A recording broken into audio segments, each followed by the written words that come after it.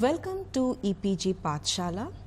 I am Dr. Rukhsana Rahman, Department of Women's Studies, Guwahati University. I will be speaking on violence. This lecture will focus on different types of violence which has been against women in a displaced situation.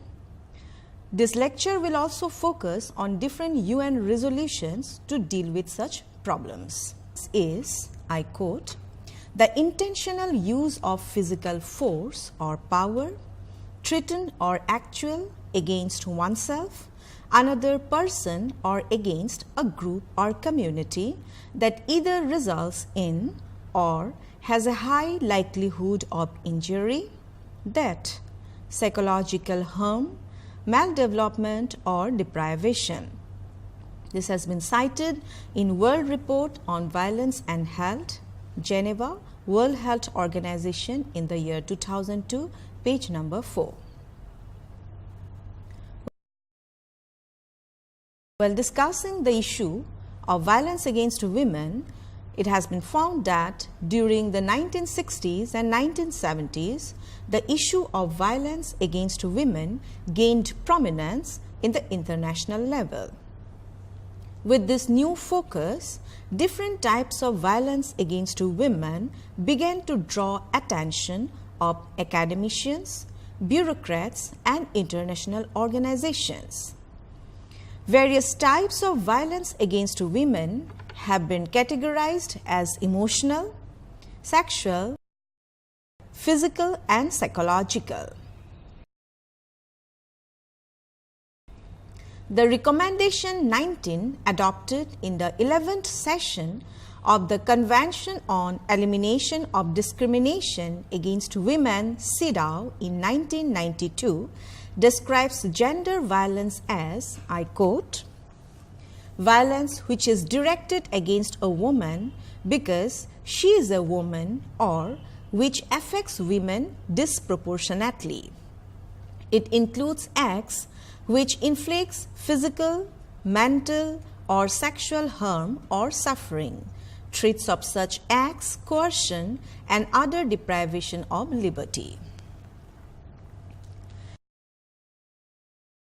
International agencies like UN Women have been working actively to end violence against women. In almost all such initiatives, the breakdown of all systems during conflict is not factored in. That is why the question of conflict-related violence against women has to have a different set of rules and regulations in place. It is only since 1985 that the issue of conflict-related violence against women is being addressed as a separate issue that needs different initiatives and laws. While looking at the timeline, in the year 1985, the first working group on refugee women is convened to advocate for the needs of women affected by conflict. The working group's lobbying activities result in the 1989 appointment of a senior coordinator for refugee women to UNHCR. In 1990, UNHCR adopts the first ever policy on refugee women's protection, from which evolved UNHCR's 1991 guidelines on the protection of refugee women. By highlighting the general protection needs of women affected by conflict as distinct from men, the guidelines set the stage for standardizing programming that specifically target women. The guidelines explicitly acknowledge exposure to sexual violence as a vulnerability of refugee women and calls upon the humanitarian community to address it within its protection mandate. In the year 1994, the Women's Commission for Refugee Women and Children releases the study Refugee Women and Reproductive Health, Reassessing Priorities. This study reveals that even the most basic reproductive health services, including those to address violence against women, were not available to women displaced by war.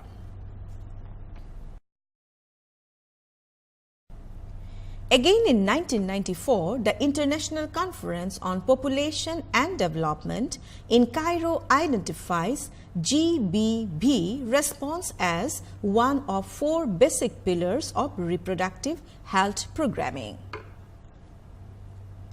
At the same conference, minimum health standards for refugees are expanded to include reproductive health services and, by extension, treatment for victims of sexual violence. The need for these services is reinforced by media coverage in Bosnia and Rwanda, illustrating for the world the extent to which women and girls are targets of sexual violence during war and challenging donor attention to the issue. Reproductive health in general and sexual violence in particular becomes part of the agenda of donors and humanitarian agencies charged with responding to the needs of the conflict affected.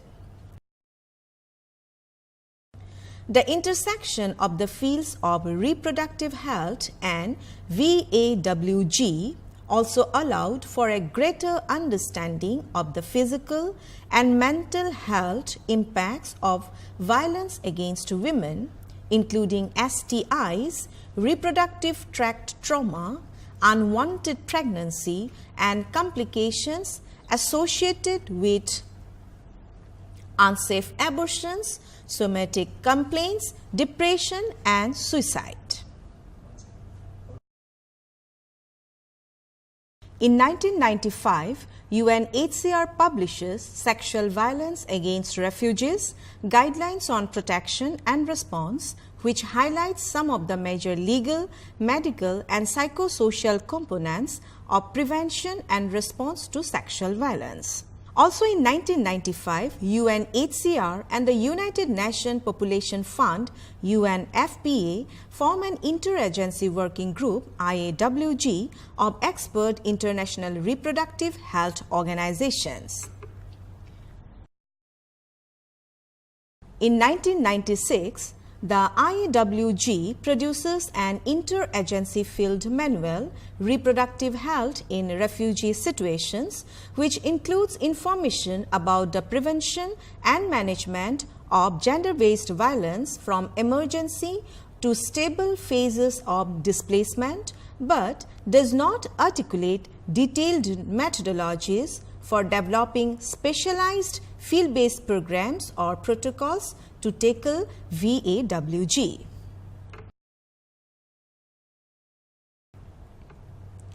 In 1996, UNHCR receives a large financial award from an United Nations Foundation to address gender-based violence in 5 countries in East and West Africa over a 4-year period, becoming the first organized effort to establish a multi-sectoral approach to various forms of violence against women and girls.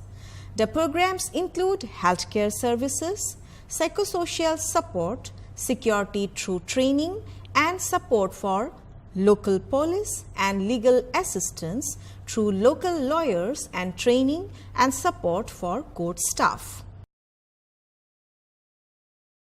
The initiative produced several how-to guides. First is UNHCR How to Guide Reproductive Health in Refugee Situations, a community-based response on sexual violence against women, Nagara, Tanzania, UNHCR, January 1997.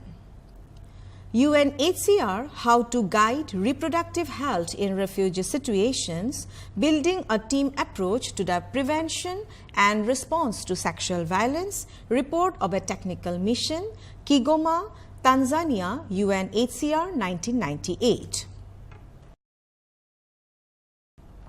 UNHCR How to Guide Reproductive Health in Refugee Situations, From Awareness to Action, Pilot Project to Eradicate Female Genital Mutilation, Hati Sheikh, Ethiopia, UNHCR, December 1997. UNHCR How to Guide Reproductive Health in Refugee Situations, Sexual and Gender-Based Violence Program in Guinea, UNHCR, January 2001. UNHCR How to Guide Reproductive Health in Refugee Situations, Sexual and Gender-Based Violence Program in Liberia, UNHCR, January 2001. At the end of the 4-year initiative, UNHCR publishes Prevention and Response to Sexual and Gender-Based Violence in Refugee Situations, Inter-Agency Lessons, Learned Conference Proceedings, Geneva, UNHCR 2001, a good lesson review in which the multi-sectoral approach is determined to be fundamental to combating VAWG. In 2000, UNHCR 1325 on Women, Peace and Security is adopted. It is the first SCR to link women to the peace and security agenda. It recognizes that women are disproportionately affected by conflict and calls for their active participation at all levels of decision making in conflict resolutions, conflict prevention, peace processes, post-conflict peace building and governance. It has been followed by additional SCRs on Women, Peace and Security 1820, 2008, 1888 in 2009, 1889 in 2009, 1960 in 2010 and 2106 in 2013.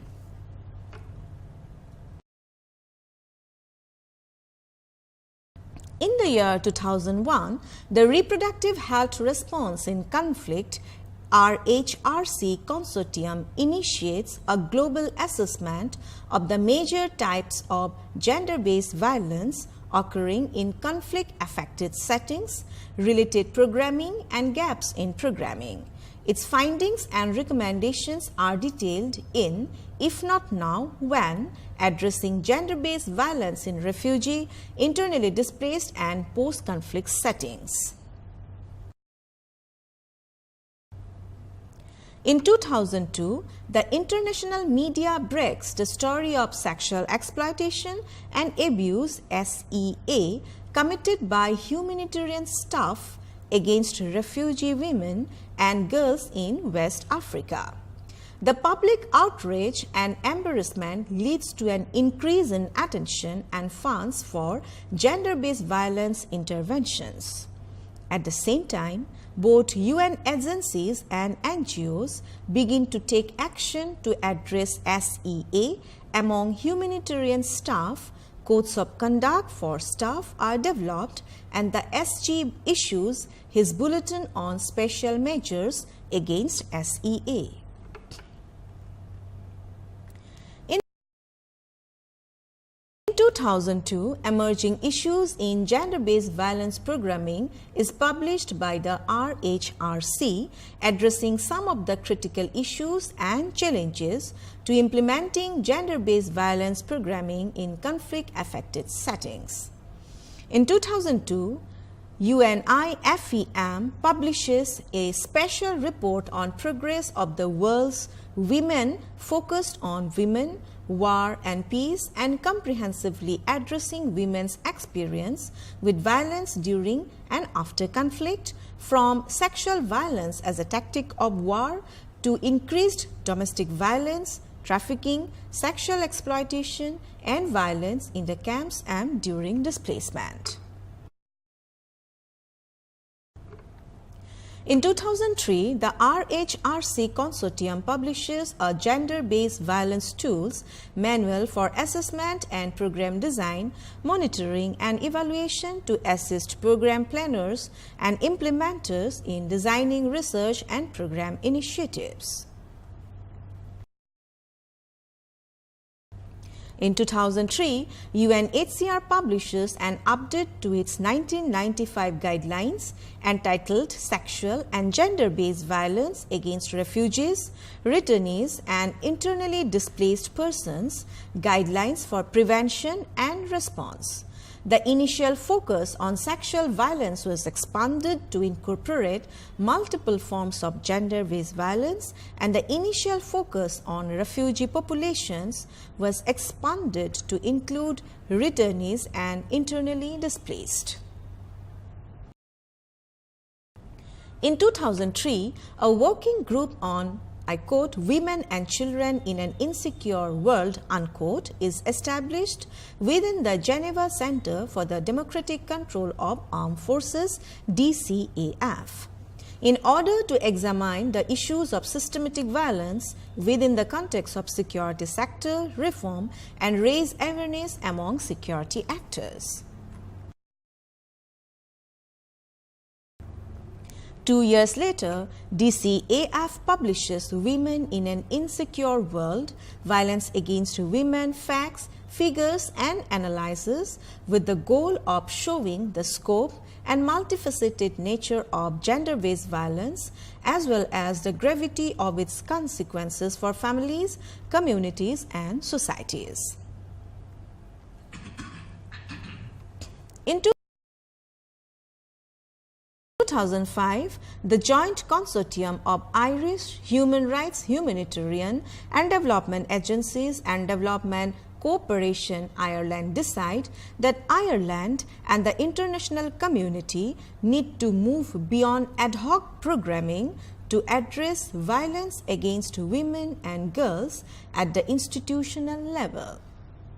The consortium develops a framework that can be incorporated by all organizations with regard to policy, operations, priorities and resources outlined in Gender-Based Violence, a Failure to Protect, a Challenge to Action.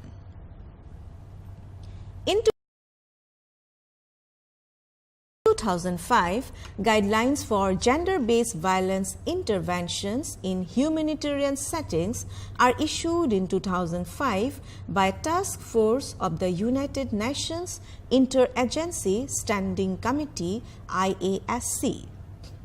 These guidelines provide detailed recommendations for the minimum response required to address sexual violence in emergencies and hold all humanitarian actors responsible for tackling the issue in their respective areas of operation. The guidelines are an important tool in educating all humanitarian actors in their responsibility to combat gender-based violence.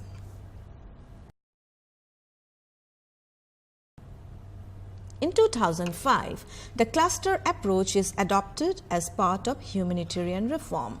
The Gender-Based Violence Area of Responsibility GBVAOR is created as one of 5 functional components of the protection cluster. This marks the first formal effort to establish a globally standardized mechanisms for facilitating a multi-sectoral approach to gender-based violence prevention and response. UNFPA and UNICEF are designated as the global leads for the GBVAOR with an INGO co-lead that rotates each year. The GBVAOR has developed a number of important tools, including in 2010, the Handbook for Coordinating Gender-Based Violence Intervention in Humanitarian Settings. In collaboration with UNFPA on managing gender-based violence programs in emergencies, e-learning course and companion guide, as well as a Caring for Survivors training manual. In 2007, the Gender-Based Violence Coordination course is developed through the partnership of the United Nations Population Fund UNFPA and the International Center for Reproductive Health ICRH at Ghent University, Belgium, by a small group of technical experts. The curriculum is revised and expanded based on experiences delivering the course in 2007 to 2009 and feedback from participants during the course and through post-course evaluations. The course is held annually for gender-based violence coordinators in Belgium.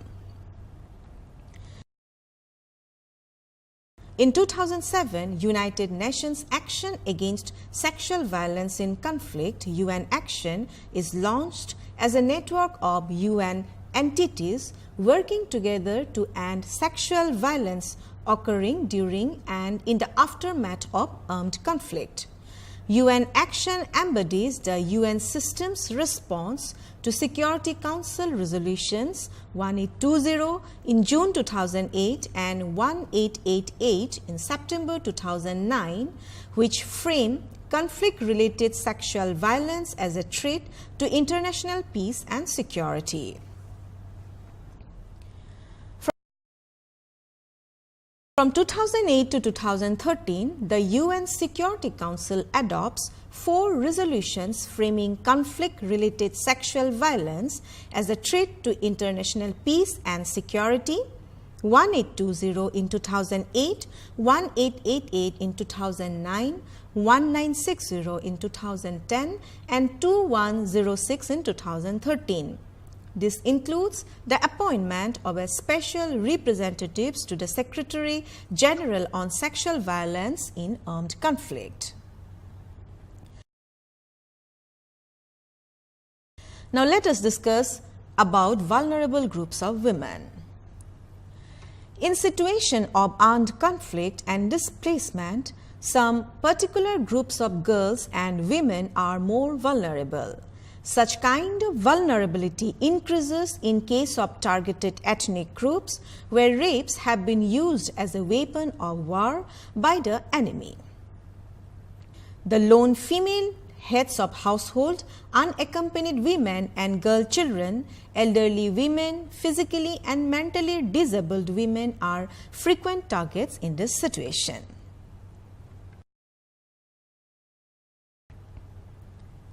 While discussing about the causes of vulnerability of women in armed conflict and in displaced situations, it has been found that many causes are responsible for the increase of women's vulnerability in conflict and displaced situations.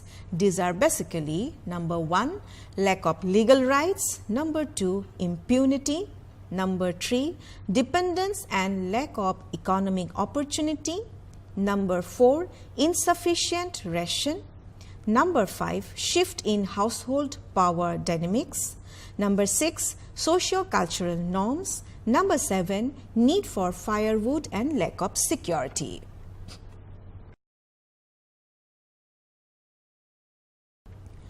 Most governments do not have specific laws for refugees or displaced people, which has compelled them to work illegally and pushed them into the informal sector where the possibility of exploitation is much higher.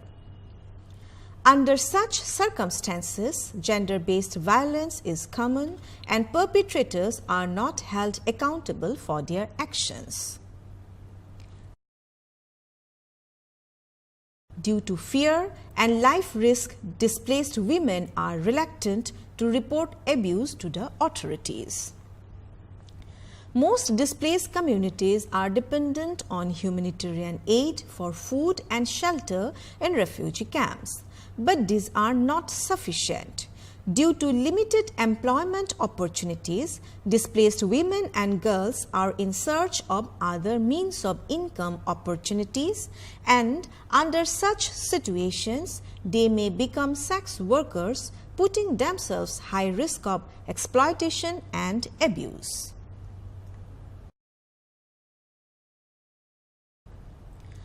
Armed conflicts also change the household pattern where women become the primary heads of the house, and under such situations male partners feel a loss of status. These emotions that disrupt relationships lead to an increase of domestic violence.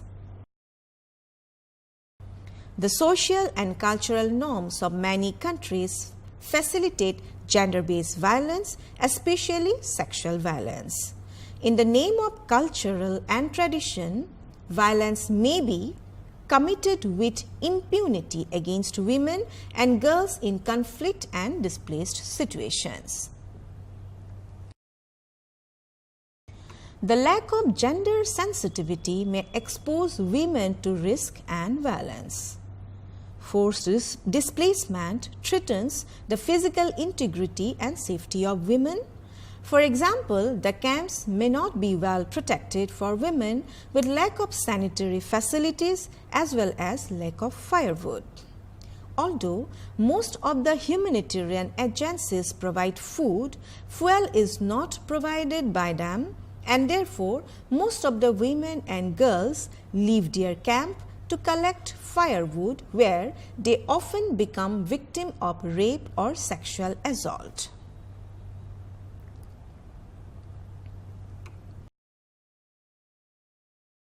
Now let us discuss about various kinds of violence against women in the displaced situation. Number 1, rape. Rape is one of the most brutal forms of violence against women. During armed conflict and displacement, women have been raped and tortured as a form of interrogation. In societies where ethnicity is the root of conflict, women are raped, forced to marry to humiliate the man they are related to. Women and girls are kidnapped and used as sexual slaves to service troops.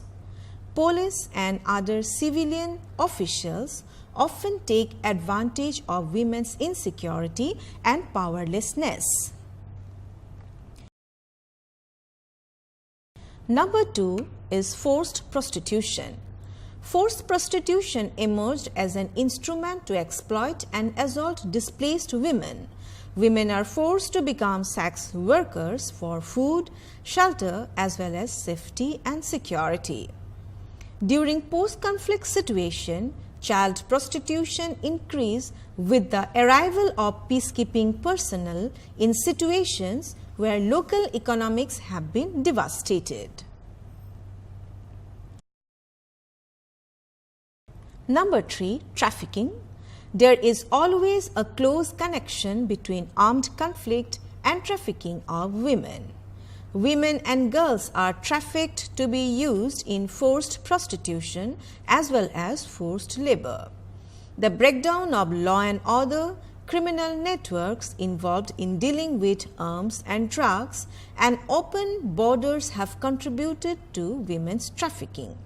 For example, in Colombia, the trafficking of young girls and women has risen dramatically during the course of civil war. Number 4 is domestic violence. Domestic violence increases sharply during or after conflict. Men who have witnessed and perpetrated violence during conflict continue to act violently post-conflict. The availability of weapons, lack of income, lack of productive work, stress and humiliation can cause internally displaced men to act violently in their personal lives.